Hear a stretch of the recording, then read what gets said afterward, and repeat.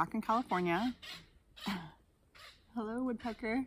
I got back a few days ago to the queer land project that I've been living and working on for the last year. I'll be here for one more month, a little bit over a month before I move on to my next pathway. Not totally sure where that's leading yet, but I will keep y'all posted when I know. This property has actually been in transition for the last couple of years, which is why I came out here. I'm technically a transitional land steward, so I'm caring for the land and the property during a transitional time period. So this land and this project are being sold. There's a lot of hope and optimism that it will continue to be in queer hands, ideally in BIPOC queer hands. There's a big effort out here in California to make land more accessible to BIPOC populations, especially Indigenous populations. So we have about a month left here. I will make another video at some point about just some reflections of my experience here and things that I've learned, and some highs and some lows and pros and cons of coexisting in community. It's been a big learning curve for me. While I've been here, one of my biggest roles has been helping to prepare this space for gatherings to happen. That's one of the big intentions of Groundswell, is for this to be a place where people can come and reconnect with nature. And you know, we're 2.5 hours north of San Francisco, so it's a place where queer people can come to get away from the city and spend a little time in a different geographical area, connect a little differently with the people, with the places that are here. So that traditionally involves a lot of cleaning.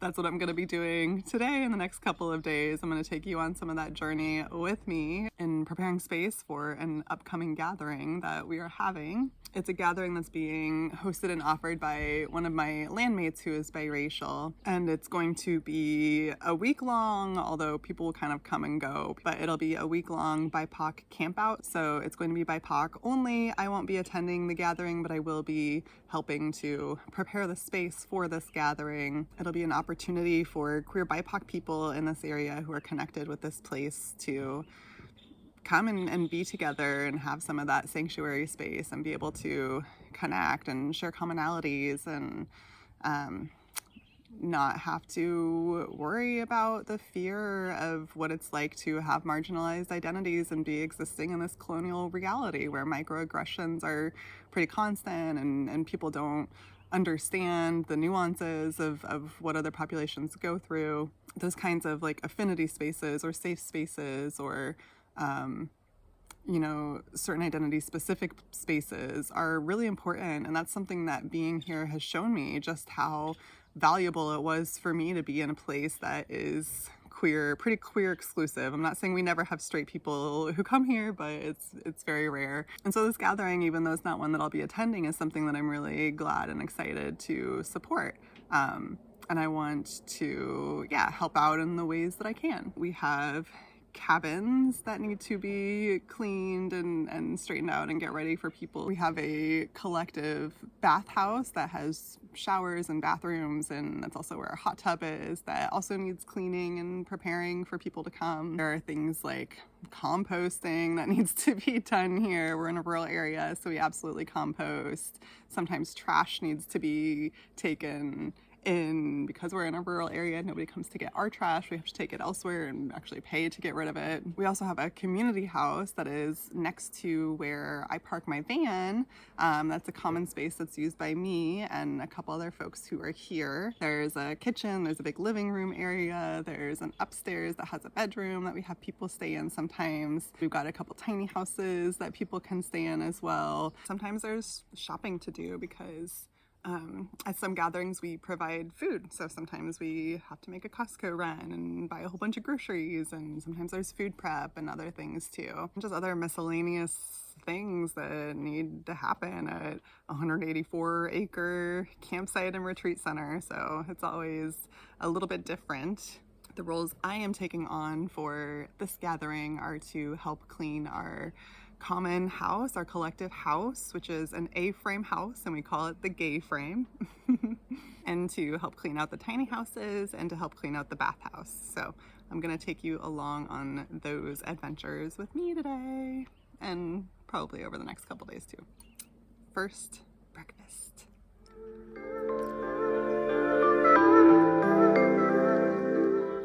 So first up, I want to get some laundry started. I've been doing some already, but I realized I forgot one of the tiny houses, so we're gonna start some laundry. So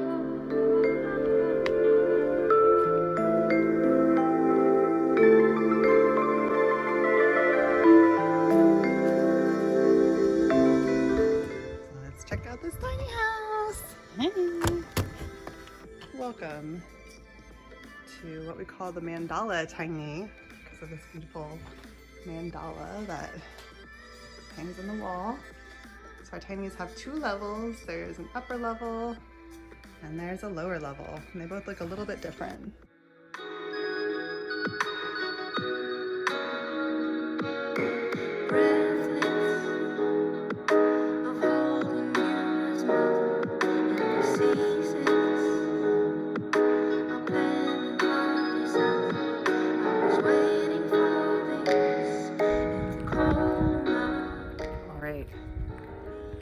More things for the laundry, and I'm gonna walk up this very steep hill away from the tiny houses in the van to another house on the property.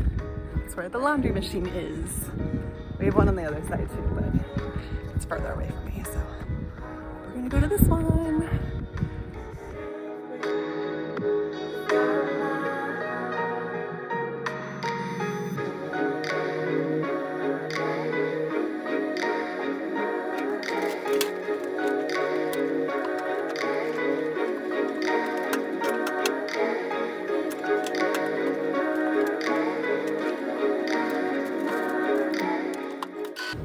Got that going.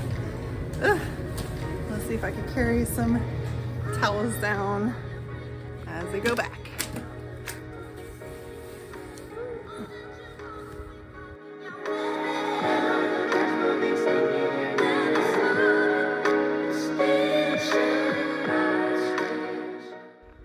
Check out that view.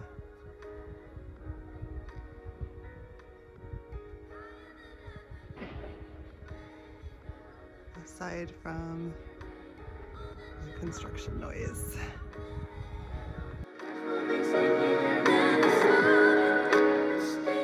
Let's check out the inside of the gay frame.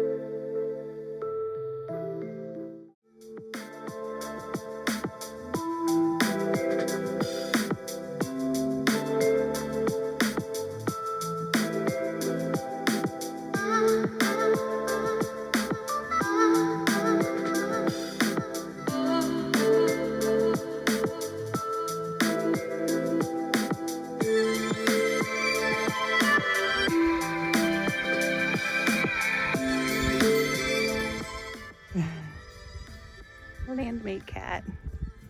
Hi, kitty kitty. Okay, we're gonna take a break from the gay frame and go work on the bathhouse. So we're gonna go across the bridge.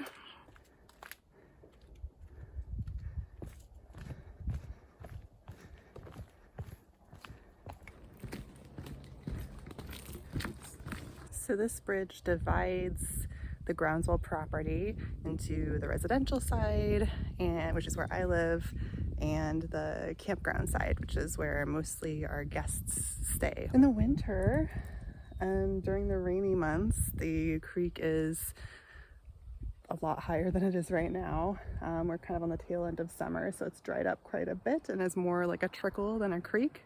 But last year, actually in October last year, we had a lot of rain and this water was flowing, so it can sometimes be a creek, sometimes be a river, sometimes be a little trickle of water. But any time of the year, it's very beautiful.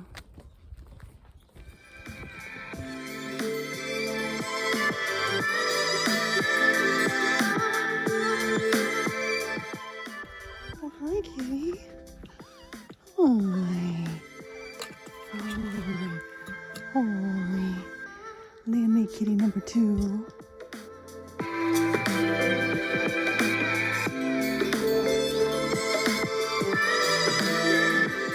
So this is our fire pit where we gather in the evenings, especially when it's cold outside or cool at night.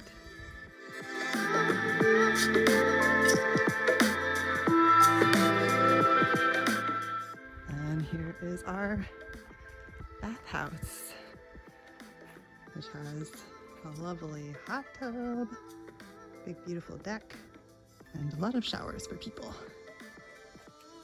So this is where we're going to be cleaning today.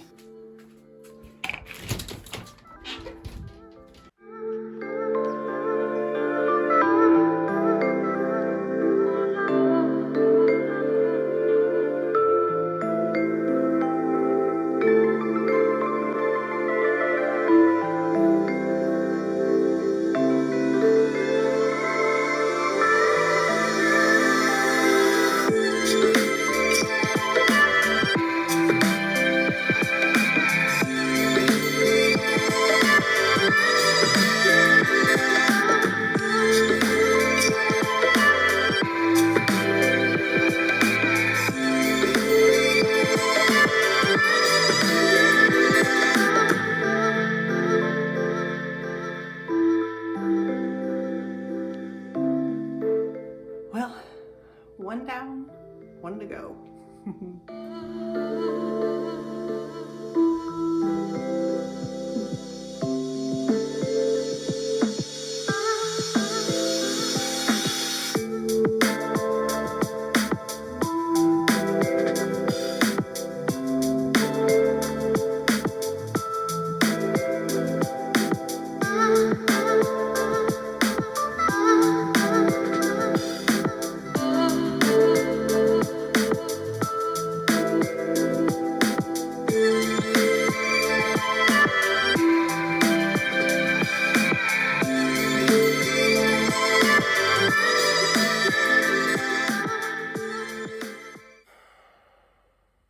Well, y'all, things did not quite go to plan this week.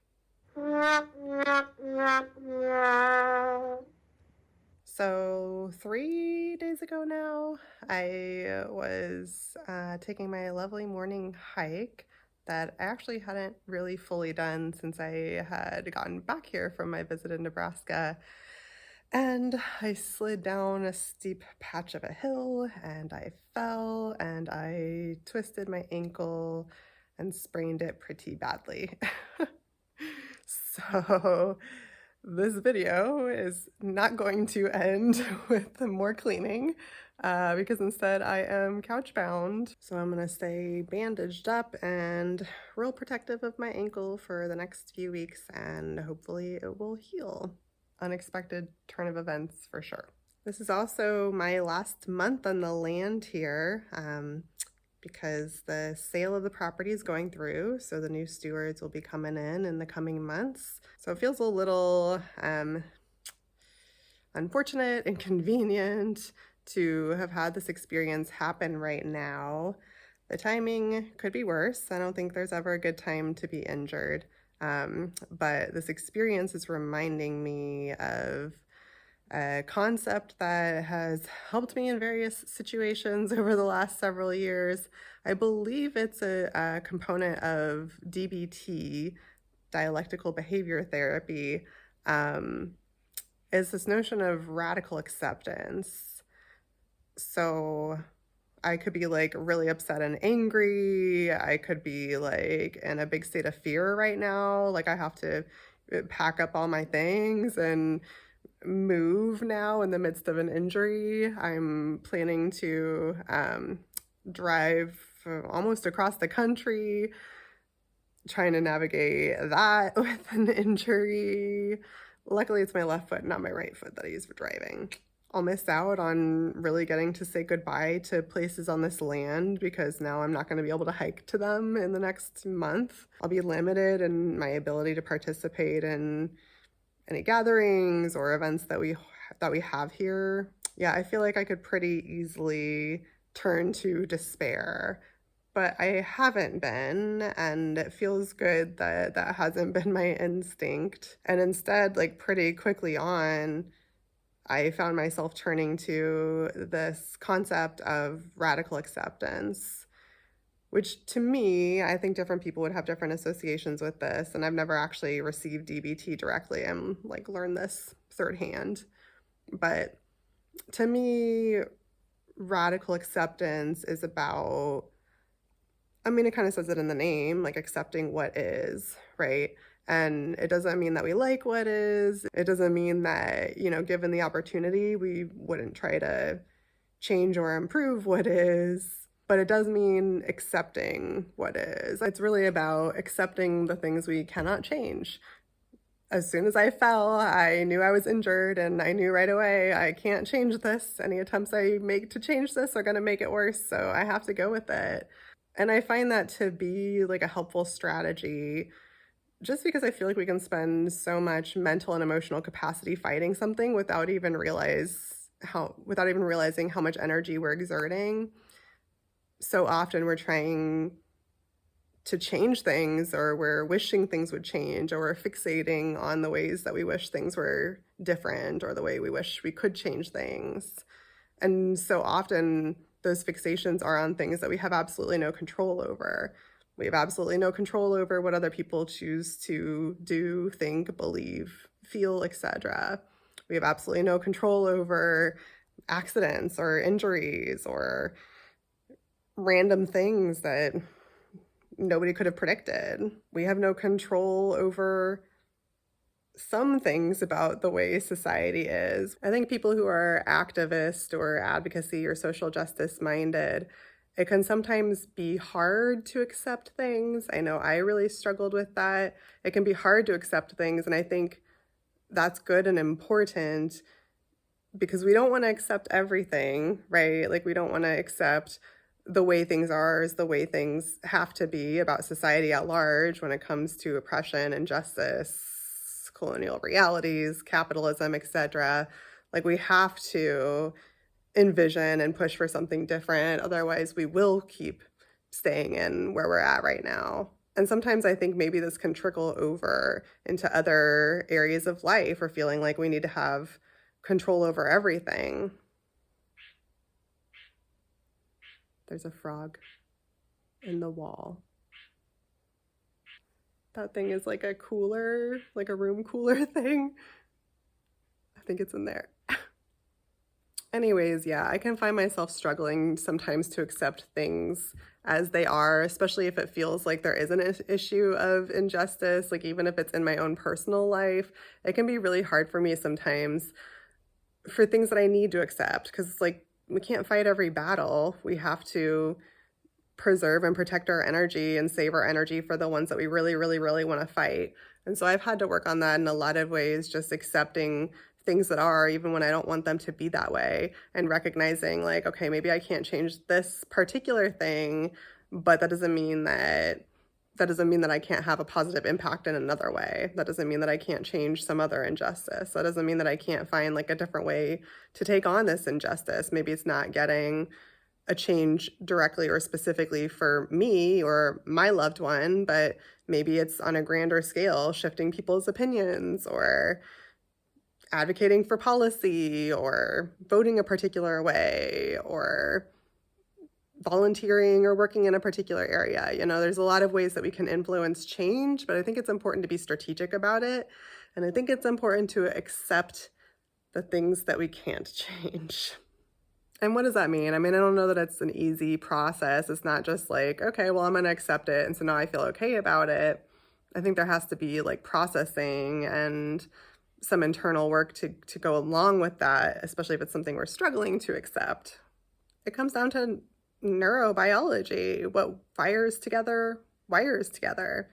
That's how our brain works. The associations that we develop between our emotions and our thoughts, between certain situations and how we feel, the more those are associated together, the more they fire together, the more we have that auto response, that auto feeling response, the stronger that connection is, the harder that pattern is to break.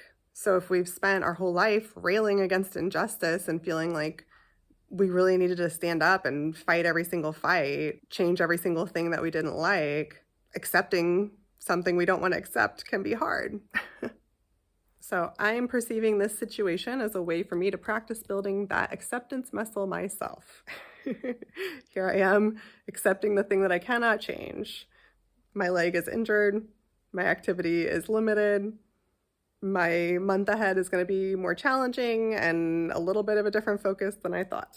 Along with that has been accepting help. And radical acceptance means I'm accepting it radically. I'm not trying to subtly change things or manipulate things behind the scenes.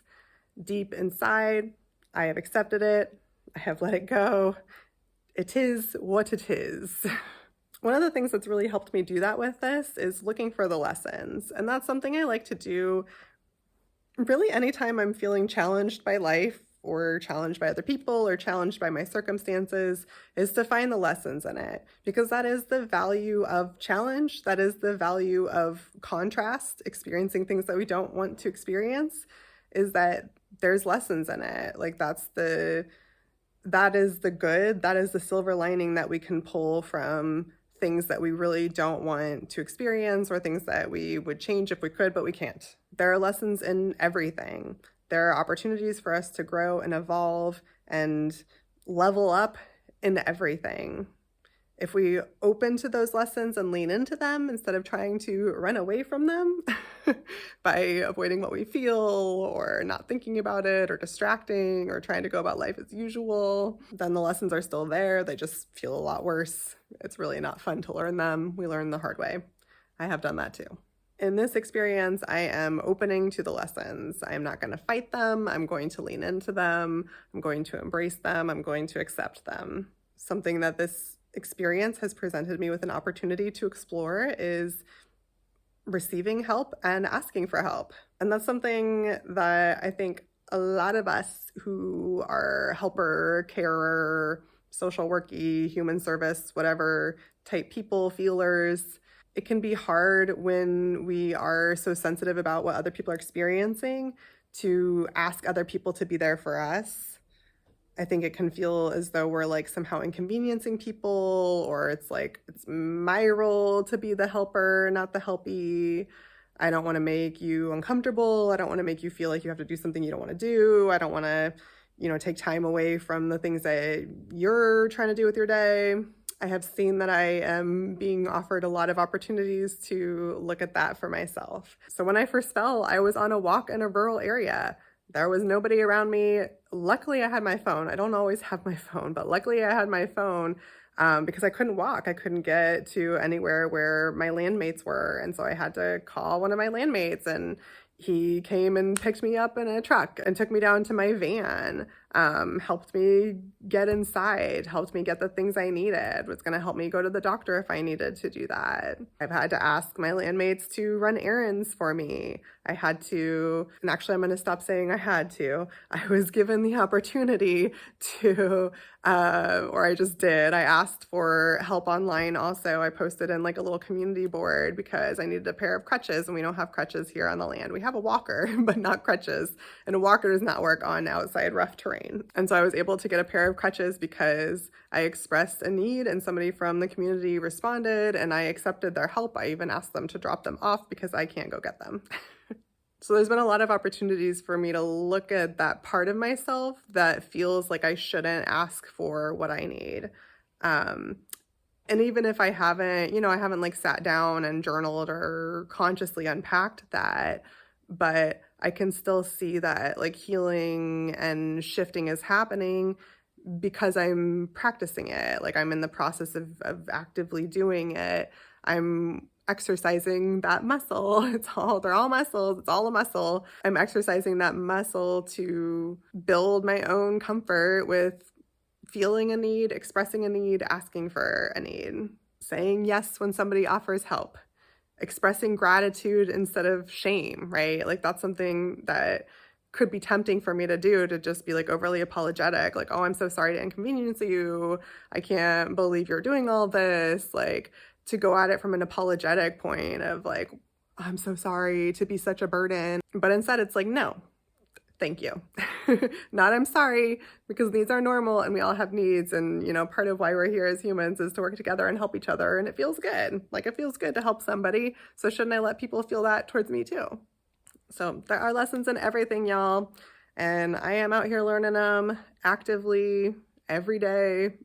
They're going to keep coming. It's going to be an interesting month. Wishing a healthy and safe week or a couple weeks to all of you, depending on when I come back on here. Thanks for watching. Subscribe if you haven't already. I'm almost at 100. Woo! Help me get there if you haven't. Thank you. And I'll see you next time.